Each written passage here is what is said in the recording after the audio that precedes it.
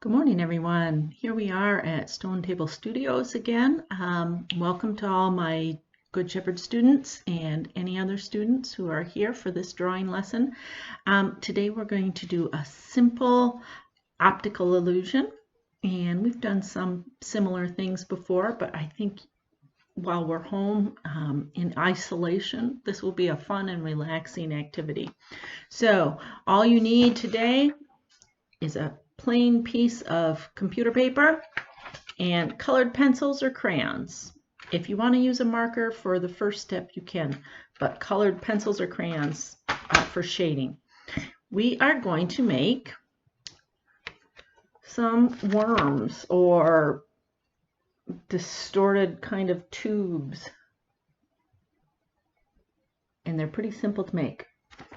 So without further ado, get your white sheet of paper, put it in front of you. I'm going to tip this so that you can see what I'm doing. And take a dark pencil or marker, black or dark blue or dark purple, anything like that. And you're going to draw some wavy lines. Now, when I say wavy lines, I mean like not squiggles, but just some wavy lines that go across like this, and have them go so that they're not all the same. Okay, so that one maybe cut way out that way. This one's gonna go like that. And do 5 or 4 or 6 or something like that, but not too many. There I have my wavy lines. Now, in order to get the optical illusion, you're going to have to make the lines bend in different directions. So if you put a straight line right across where the fattest areas are, right like that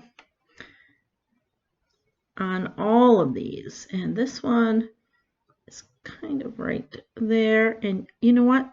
I'm going to bend this line a little bit because it's a straight line, but this is not fat straight across from each other. So right on the fattest areas, we're going to do that. This one also is pretty fat right there. So is this one. Okay. Then we're also going to put a straight line right at the very narrowest parts. This one is just about the same, but I'm trying not to line up my narrow parts exactly.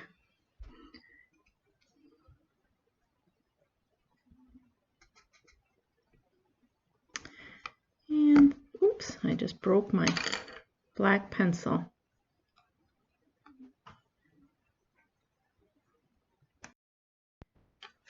If you break a lead or something, just take time out and sharpen it. Now, turning my paper sideways, because it's easier for me to work that way, wherever I've got one of this fat areas, I'm going to curve the lines just slightly at first, but then more as I go along, away from the straight line. So I'm going to start with this one. And the next line that I draw is going to just slightly curve this way. And don't have it tight up against this, but kind of have it bend from the side so that it almost looks like an accordion. And see how it's getting more curve to it? More and more curve. And I'm going to keep curving it like that until it starts to get a little bit narrower. And now I'm going to start straightening those lines back out. And you can vary your distance, but try to keep them so that it varies gradually. So see, now all of these ones are curved that way. Now this one is going to curve the opposite way until I get about here, because I want these ones to be curved away also. So I'm going to curve this one away this way.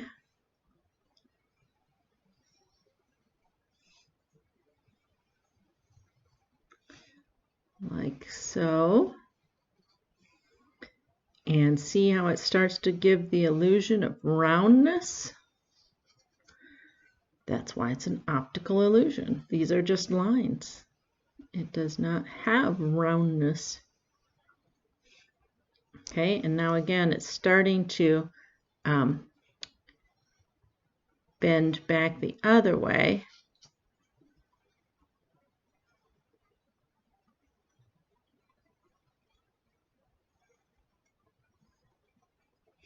There, see that?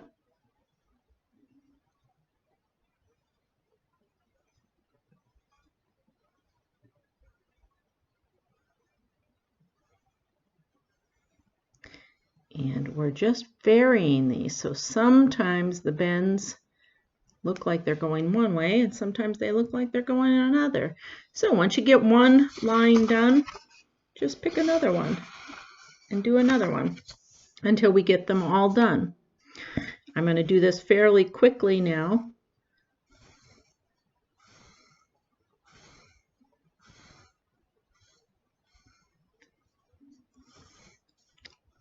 Because I don't want to make you just sit here and watch this part too long, and I haven't figured out yet how to speed up my film on my computer. So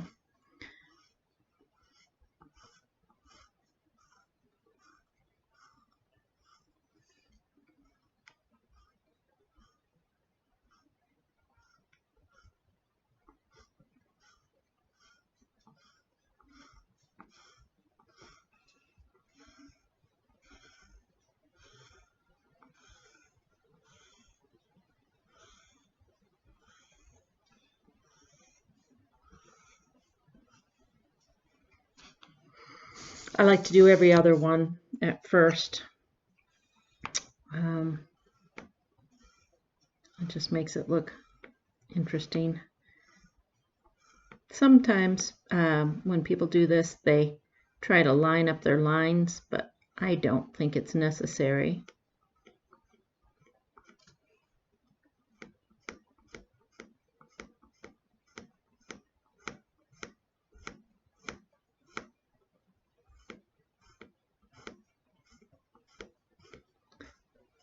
And the more squiggles you've got in it, the more you're going to have to change the curvature of your line.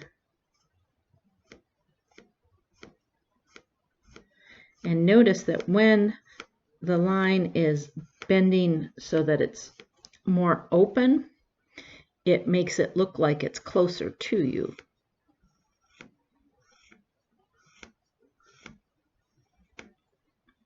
Okay.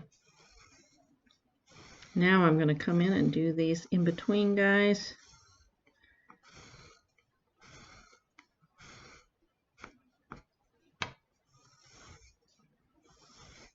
And that's when you really start to see them move. They look like they're just squirming worms going back and forth. I'm going to stick another one in there. So try to be kind of consistent with your lines. And make sure you go all the way to the edge. See, some of these I have to come back in because I didn't go all the way to the edge of my...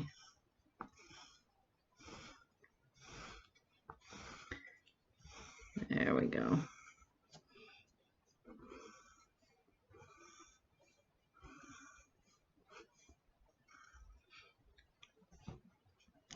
Ooh, it's making me dizzy. Okay, in the interest of time, I finished all those up.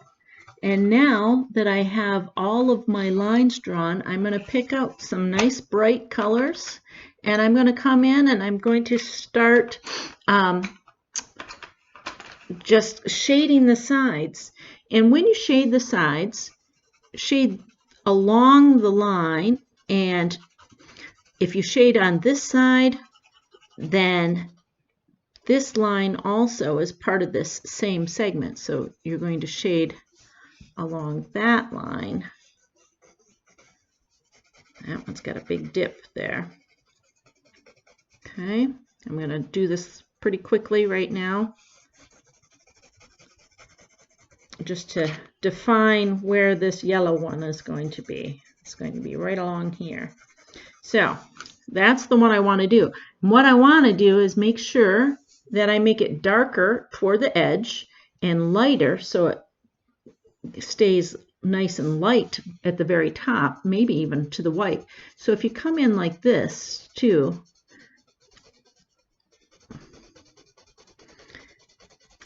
and go sideways, that helps to give it more of an illusion of bending. And make sure that you keep the color darker in the narrower areas, darker and closer together, less of a highlight, because those are the areas that it recedes. And so where it bumps up high, that's where you want there to be light. So I'm doing it back and forth like this.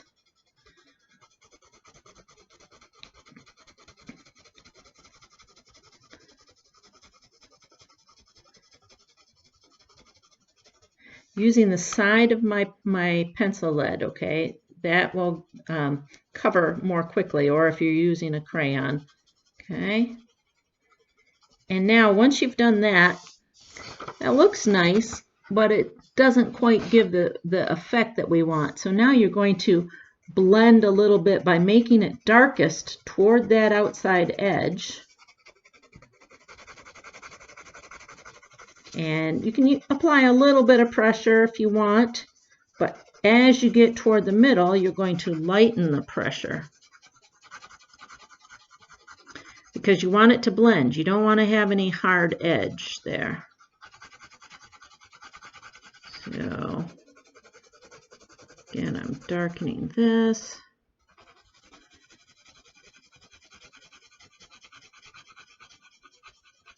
And you want to lift your pencil more and more so that it's almost just barely touching the paper. And that will give you a nice soft edge as you're blending there. Coming back in here, pressing down a little bit more.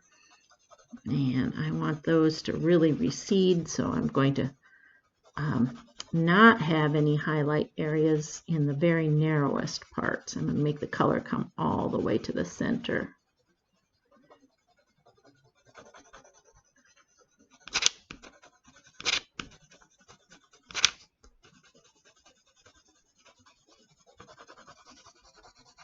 Okay, and do both sides. I'm going to turn this around the other way because I have more control this way, pulling it toward me as opposed to pushing it away from me. Those are important little things to remember.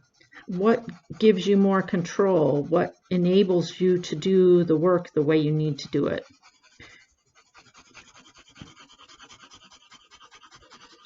Again, I'm lifting my pencil so I'm barely on it when I get closer to the center. Right here, I've got a little bit of a hard edge. So instead of just going back and forth, I'm doing it kind of almost in a little circular motion. And anywhere where I see this hard edge, come back in, and if you change direction a little bit, sometimes that'll just fill in the areas that you want enough to make it blend. Okay, so try changing it up. And I'm, again, barely touching that paper. Okay, this is pretty good. It's not perfect. I can work on it later, but let's just show you up close.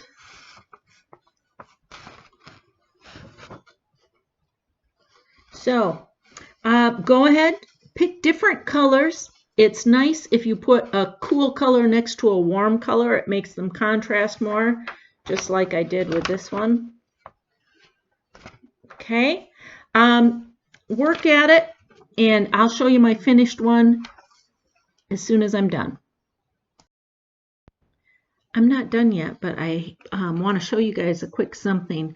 On the one I did before, I just had shading on the edges, but I started to think I wanted it to look a little shinier, a little more highlight to it. So what I ended up doing was coming back in and doing it quite a bit darker on these edges, like this. And following the curve of the lines so that I had maybe a more distinct white highlight. I thought it might make them look shinier. It's been a long time since I've done these, and I was right. So try different things when you're doing this. Try different things. You may want to adjust, and if you want, start with a smaller piece of paper so that you can make more experiments before you do your final one. Okay. Okay, here is my finished one. A little more vibrant than this one, I think. Maybe not, however you decide to do it. Try some different things. I'm encouraging you guys to take chances, figure out what works best. It's kind of fun if you shade in between the lines from light to dark too. Start with the dark line, add a line of whatever color you're working in close to it, and then gradually shade light back to dark at the next dark line. Try different things, see what works. Enjoy, and remember, Good Shepherd students, send me at my email address, my school address, send me pictures of your work for extra credit. All right, I miss you all. God bless from Stone Table Studios. Have a great day. Bye.